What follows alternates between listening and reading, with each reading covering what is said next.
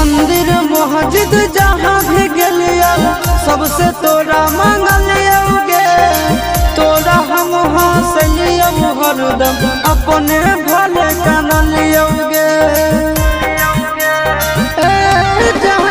मंदिर मस्जिद जहाँ भी गेलियो सबसे तोरा मांगलियोगे। तोरा हम हंसलियो हरदम अपने भले कानलियोगे। तोर किस्मत खुलतौ, तोर किस्मत खुलतौ, जरतौ हमर भगिया गे। बसवे के डोलिया जानू बांस के अरथिया गे। बसवे के डोलिया